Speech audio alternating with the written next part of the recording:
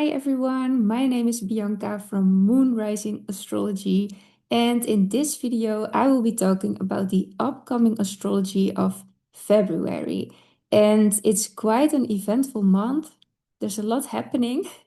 So I wrote down a list of all the things I want to talk about in this video. Like, of course, we are opening the month with a full moon in Leo. Uranus will be going direct this month. There is an eclipse happening in Aquarius. And of course, the big conjunction between Saturn and Neptune in Aries. And then at the end of the month, there's also Mercury going retrograde in Pisces. So, really a lot to cover.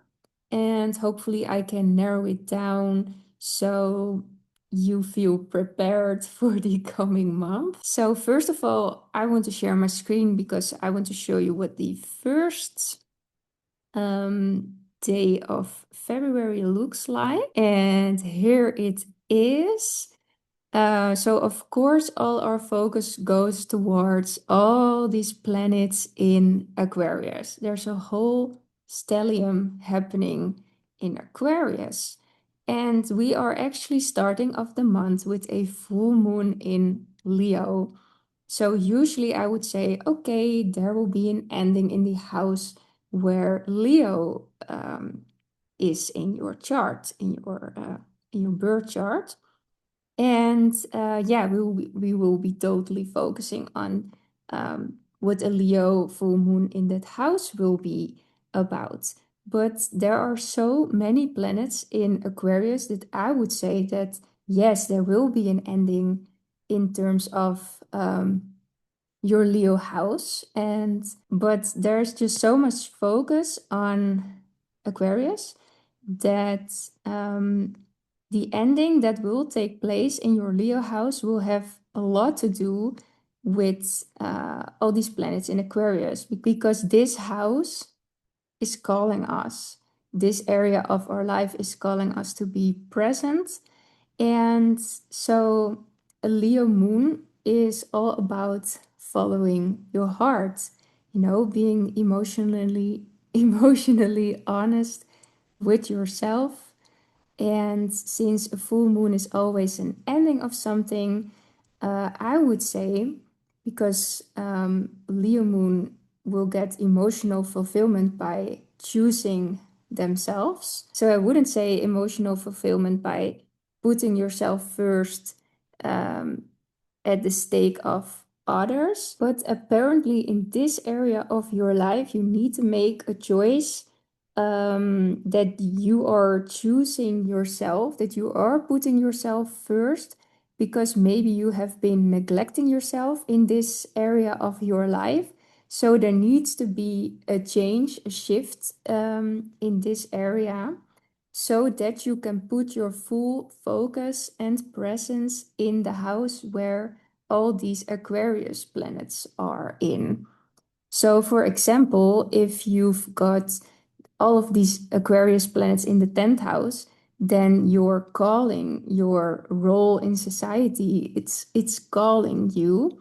But maybe something in your home and family life is asking so much of you that you've been neglecting the themes in your 10th house. So a video about the full moon in Leo will be, this will be a separate video, of course, and I think I will be posting this a week after this one, and then I will also get into all of your rising signs so you will get a better sense of this. So yeah, I was really excited to see that we are starting off this month with a full moon in Leo and then this big ass Aquarius stellium, because of course last month in January we had a big stellium in Capricorn, and now it has shifted to Aquarius, and then later in the month this will be shifting to Pisces. So I'm going to keep sharing my screen because I do think it's very nice to have like a visual understanding of what will be happening this month. So of course, all the planets in Aquarius, except for Pluto, because Pluto is very slow. but all the planets in Aquarius will be squaring up to Uranus because Uranus is still in Taurus at a very late degree. So all planets in Aquarius, before they will enter Pisces, they will be squaring up to Uranus, giving that surprise moment or sudden shake up. And since it's a square, it can bring quite a lot of tension. So the first planet that will meet up with Uranus will be Mercury on the 5th of February. So, it's the planet of communication, short travels. So it can feel a bit Mercury retrograde already. But then since Uranus can be about electricity, technology. So, there can be electrical outages or something like that. Or maybe some surprising messages that or unexpected messages could come up. So then on the 8th of February, Venus will be square Uranus, and Venus is about love and relationships. So this could be shaking up your relationship life. And especially if you've got any fixed sign placements, which are Aquarius, Taurus, Leo, and Scorpio, close to the 27th degree, then I would be keeping track of these dates I am telling you about.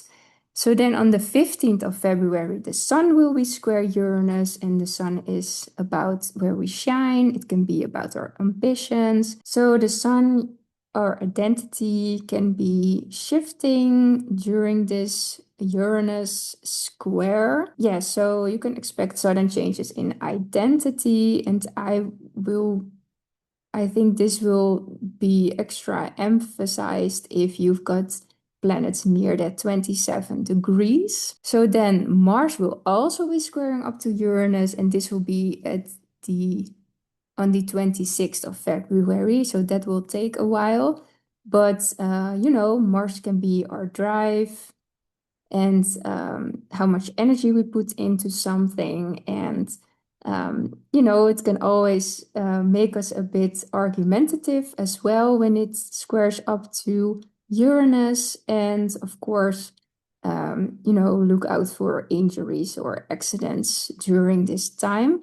But it can also give us a very cool boost in terms of inspiration or innovative ideas that we feel driven to start or initiate during this time. So on the 4th of February, Uranus will actually be going direct again. And so I am very pleased with that as a Taurus rising because I want Uranus to get the heck out of my first house. And I think other Taurus placements or Taurus risings will agree with me because Uranus has been shaking up our lives for the last years, and especially when it gets over when it goes over your planets or ascendant. And so Uranus will be continuing its journey to Gemini again. But Uranus is very slow, so it will still take a while for Uranus to enter Gemini. Yeah, I think it's nice to know that Uranus is going direct again and that it will leave Taurus very soon. So then Mercury will be entering Pisces on the 7th of February. So when Mercury enters into Pisces, Mercury will be in a fallen position because Mercury is actually doing very well and is exalted in the sign of Virgo, which is the opposite of Pisces. And since Mercury is all about communication and doing very well in the analytical Virgo, it is now entering Pisces, which is a very dreamy sign. So sometimes it can take a while for Mercury in Pisces to get to their point in what they are saying and what they are telling others. And so that is why Mercury can't always do well in the sign of Pisces. But I really like Mercury in Pisces since I think it's in the sign of a poet, a dreamer. In I feel like it will be great in writing fiction, fantasy, fairy tale stories. So I really like that. It's the mind of an artist, I would say. So, yeah, that is really the vibe of Mercury in Pisces. And so later this month, Mercury will go retrograde in Pisces. So, because Mercury is in a fallen position in Pisces, it can be a bit harder than usual to have Mercury retrograde in a fallen position. And there can be more communication troubles, there can be more delays in terms of traveling, short travel. And of course, since it's in Pisces, it can be harder to think. I wouldn't say to think straight, but to think more analytical of something and to really see, what's really going on in a certain situation. So I wouldn't say Pisces Mercury is a bit delusional, but it has this Neptunian vibe, which can make things a bit foggy and unclear. So I feel like that is the vibe of Mercury retrograde in Pisces. And this will be happening on the 26th of February, and then it will stay retrograde until the 20th of March, and it will travel from the 22nd degree back to the 8th degree. So I would say if you've got any placements in Pisces around or from 22 degrees until 8 degrees. Yeah, this will be a very prominent Mercury retrograde for you, and you will feel it very well. And of course, also for the other mutable signs, I would say you will feel this too, because it will be squaring up to Gemini and Sagittarius placements and opposing your Virgo placements. So on the 10th of February, so this is on my birthday, yeah, Venus will be entering Aquarius. Okay, so Venus in Pisces is actually a Venus exalted because it's all about unconditional love, and yeah, it's a really beautiful placement. So it's quite a double story, in your Pisces house this month, because we've got a fallen Mercury and then in an exalted Venus. So I would say when Mercury will be very close to Venus this month, when it goes backwards, and Venus can be all about love and relationships. This can be, your exes coming back, or maybe some arguments or trouble in your relationships will be coming up. And of course, this is very specific to the house Pisces travels in. So I would definitely check that out. Yeah, I was already thinking that it will be very soon after Mercury goes retrograde is when Venus and Mercury will be lining up in the sky, and this will be at the 22nd degree. So if you've got any placements, Pisces, I would say Gemini, Sagittarius, and Virgo too, around the 22nd degree, very um, this will be felt in terms of love and relationships, and I would say communication. So you can expect a message from an ex or maybe an ex friend. But then I would say, because it's in Pisces, please protect yourself very well, because Pisces can't always see clear when it comes to other people, because they are because of that unconditional love vibe, they don't always set the best boundaries with people that may not be good for them. So that is definitely, something to be aware of as well during that time. If people come back into your life, that may not be good for you, and that you may find hard to judge if this is if this person is honest or if this person is good for you. And then I would say when Mercury goes direct again on the 20th of March, things will get clearer, or maybe also when Venus enters Aries. Okay, so what also happens on the 10th of February is Pluto actually reaching the fourth degree of Aquarius. And I find this important to mention because Pluto is such a slow moving planet. Yeah, here it is. And, it takes a while for Pluto to reach a degree. And yeah, so I do think that if you've got planets in Aquarius close to that fourth degree, and maybe Taurus, Scorpio, and Leo placements as well, I just think it's very important to mention. So I am a Taurus rising, 2 degrees Taurus rising. So I already had Pluto come over, squaring up to my ascendant in Taurus a couple of times. And so that is why I find it important to mention, because it can shake up your life, and not in a Uranian way, but more in a way of where do I need to take back my power, or where are others taking that power from me? So it's really a moment of empowerment, going deep. It can really be a trip to the underworld. It will be really a moment of fulfillment when the transit passes.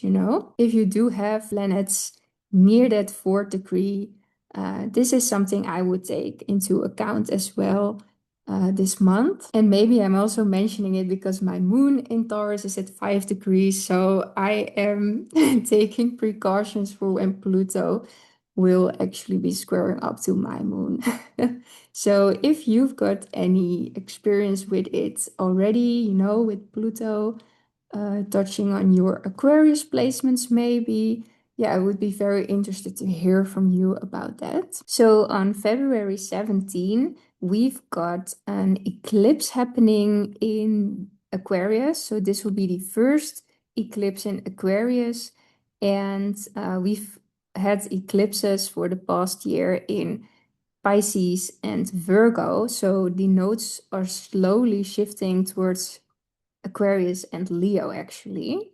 So this is an eclipse because it's in the range of the nodes and where the full or new moon is happening. So this is a new moon eclipse, and it's at 28 degrees. So if you've got any planets in Aquarius around these degrees, you will be feeling this very well. And then also the other fixed signs. And I would say especially Taurus, and especially if you've got planets very close to those degrees, because Uranus is also in Taurus and is making a square to the new moon eclipse. A new moon eclipse is about new beginnings. Things will be shifting, and it's actually a very powerful new moon since it's an eclipse. So with this squaring up to Uranus, the planet, the great awakener, planet of sudden shake-up, surprises, unexpected situations, events, messages. Yeah, that is a lot, right? And then I would say the themes of this new moon, if we are looking purely at the sign of Aquarius, which will be the flavor of this moon. So Aquarius is very freedom oriented. So there can be a call for freedom in the house that this eclipse will be taking place for you. And then, so I will be making a separate video on this eclipse because there is a lot to say, and I also want to dive into all of your rising signs. So yeah, stay tuned for that video. But I do want to say that the ruler of this eclipse is actually a Saturn in a fallen position because Saturn in Aries is in fall. So with Saturn, and then the big conjunction with Neptune is happening around this time. And this also being the ruler of this new moon, we gotta look at what this impact will be, not only individually, but also for the world. And I think since Neptune is about dissolvement and Saturn structure, I would say that this will be about structures dissolving. And of course, this can be somewhere in your life, an area of your life that structures are dissolving and you are going to have to build new ones. And especially for Aries placements, Aries risings, this is quite the happening for you. And of course, especially when you have Aries placements close to that 0 degrees, you will feel this very much.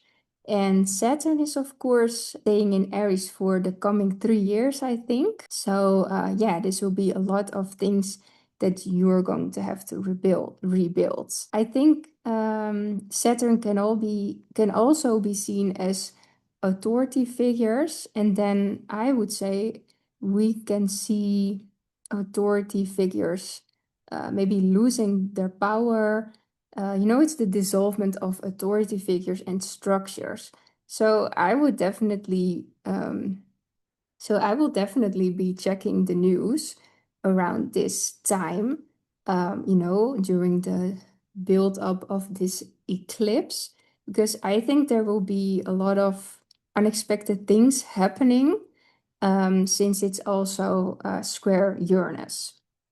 So not only in your own life, this will be a very significant time, but also in the world. And of course, we've already been seeing some of this structures dissolving. If we look at Venezuela, for example, and what will happen with the situation in Iran, of course. I can come up with lots of examples, but we will have to see what goes on around that time. And yeah, I would say stay tuned for that video of the eclipse, and of course for the full moon in Leo. And let me stop sharing my screen because I think I've covered everything for the coming month. And yeah, I hope you like this format with me sharing the chart as well of the transits. I am a visual learner as well, so I thought this would be nice to pull up the chart as well. So this is also how I record my reading. So yeah, I thought this would be nice to do it like this. So I hope this was helpful and that you feel prepared for the new month, for February. And yeah, I hope you liked this video, and yeah, thank you so much for watching. Bye bye.